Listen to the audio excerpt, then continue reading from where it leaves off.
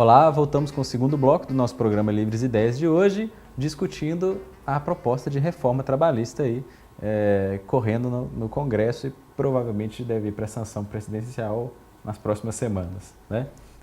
Fabrício, então no último bloco a gente conversou sobre alguns desses itens mais polêmicos, a terceirização é uma delas, né? Um outro item que merece ser discutido, né, é a possibilidade então do empregado negociar os seus direitos ou parte dos seus direitos trabalhistas diretamente com o patrão. Então esses direitos, a princípio, eram assegurados na CLT e agora eles vão ser flexíveis, vamos chamar assim, né? A flexibilização, de que tanto se fala, né? Só que muito se fala também que essa negociação não é equilibrada. Parece estar vem sendo propositalmente desconsiderado, né, que o poder de barganha do empregado é diferente do poder de barganha do empregador. A correlação, né, de forças é totalmente diferente, né? Com certeza é algo que a tal flexibilização de que eles falam, né, só atende à classe empresarial, infelizmente, né? Aqueles que não têm consciência da preservação, da importância da preservação da dignidade do trabalhador, né? Porque nós sabemos, como já até disse antes, que é importante que o trabalhador tenha a sua dignidade preservada, inclusive é fator até de maior produção e de preservação da sua própria saúde, né? Nós temos a possibilidade, inclusive, de ter a majoração desses horários, né? A mudança, hoje nós temos uma carga horária de 8 horas, né? Uma jornada de trabalho de 8 horas e que isso pode ir até para 12 horas, né? E aí eles dizem que tem a criação do banco de horas, que vem a atender a quem? Quer dizer, ao empresário, né? Verdade. Então, complementando hoje, o trabalhador eventualmente até pode trabalhar mais que 8 horas, né? Só que aí ele vai receber a mais por isso, vai receber a chamada hora extra, né? Verdade. Que, se eu não me engano, é até 50% a mais do valor da hora normal. Isso. Né? Então, nos finais de semana é o dobro, né, que a pessoa recebe, né? No entanto, com essa mudança, com essa reforma, isso tudo muda, né? E aí é aquela questão que você falou, quer dizer, quem tem o poder de barganha maior na correlação de forças é o empregador, né? E inclusive pode dizer, ó, se você não quiser, é isso que nós estamos pagando aqui, é isso que nós vamos ter. Se você quiser trabalhar conosco e cumprir as 12 horas, não é? Sob essas condições, você está contratado, senão, né? É isso que pode acontecer. Inclusive, se você fazer uma correlação com o desemprego crescente que nós temos vivido, né? A quantidade de mão de obra que vai estar vulnerável a ceder a uma negociação dessa que só prejudica ela mesma, né, vai ser muito maior. Né? É como você mesmo está acabando de dizer. Você vai negociar com o seu patrão um determinado, por exemplo, quantidade de horas, né? O valor das horas extras que você for receber. Ele vai poder falar assim, olha, ou você aceita essa proposta que você ganha menos, ou eu contrato qualquer uma das milhares de pessoas que estão desempregadas e que vão aceitar, porque, afinal de contas, se a alternativa for passar fome, a pessoa vai se sujeitar. A maioria vai se sujeitar.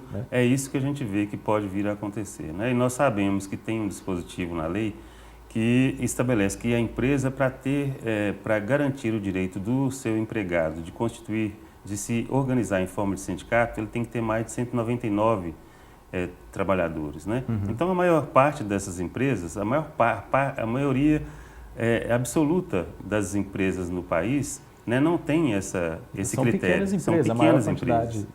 São as pequenas empresas. Né? Justamente. E aí a perda, né, total, é a precarização mesmo que a gente vê que pode vir a acontecer caso essa PL, a PEC entre em vigor no nosso país. Um outro item que eu acho que também merece a gente conversar é a questão da hora do almoço.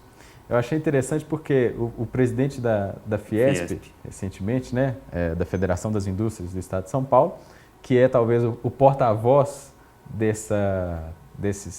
do desejo do grande empresariado, né, em reduzir os direitos trabalhistas, deu uma entrevista recentemente que ele falava o seguinte, sobre a hora de almoço, que esse negócio de hora de almoço era uma bobagem, né? Que nos Estados Unidos o operário opera a máquina com uma mão e come o sanduíche com a outra, como o McDonald's.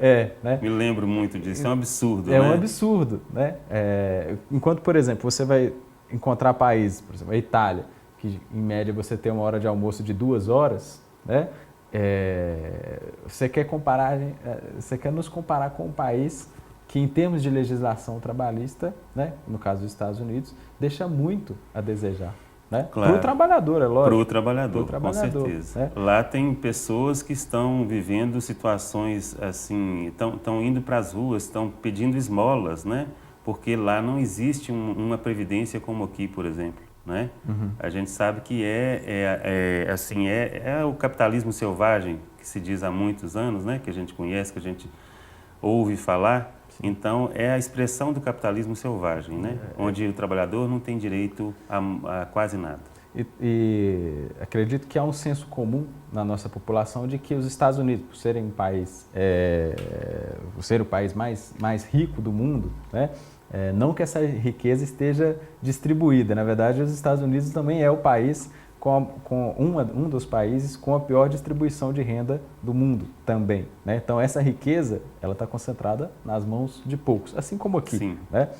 E esses poucos são justamente os trabalhadores. Então, exemplos de como essa legislação trabalhista, né, que eles estão querendo implementar aqui, né, e que pega de inspiração dos Estados Unidos, lá não funciona bem para o trabalhador, por exemplo, o horário de almoço, que lá praticamente não tem, né? O direito a férias remuneradas, no caso, que nos Estados Unidos praticamente não tem. Então, aqui nós temos 30 dias de férias remuneradas garantidos em lei. Lá, nos Estados Unidos, se a sua profissão tiver um sindicato muito forte, o que é raro, talvez você consiga 1 semana de férias remuneradas no ano. Né? Então, já é um outro item, né? a se considerar. E isso implica também na queda da remuneração. Então, por exemplo, lá, recentemente houve uma mobilização dos pilotos de aviões comerciais, que é uma profissão de prestígio. Aqui também, né, para muitas pessoas, você ser piloto de um avião, né, por exemplo, de um Boeing, dessas grandes companhias aéreas, é uma profissão de prestígio muito bem remunerada. Né? Então, recentemente, há alguns anos nos Estados Unidos, houve uma mobilização da classe dos pilotos, pedindo melhor remuneração, porque muitos deles precisavam fazer bico. Ou trabalhar em mais de uma empresa para conseguir pagar as contas, e você tinha casos de piloto de avião lá, de grande empresa, que fazia bico como garçonete ou como garçom. Então, sei, claro, não desprestigiando a profissão de garçom, mas a necessidade da complementação. De ter que complementar a renda. Aqui no Brasil a gente já tem isso. Inclusive, nos professores que você sabe melhor do que eu, né? Com certeza. O professor ter que complementar a sua renda, né? Então, as pessoas não deviam estar na rua? Justamente. É por isso que a gente, às vezes, a gente fica surpreso com a estagnação que a sociedade se encontra, né?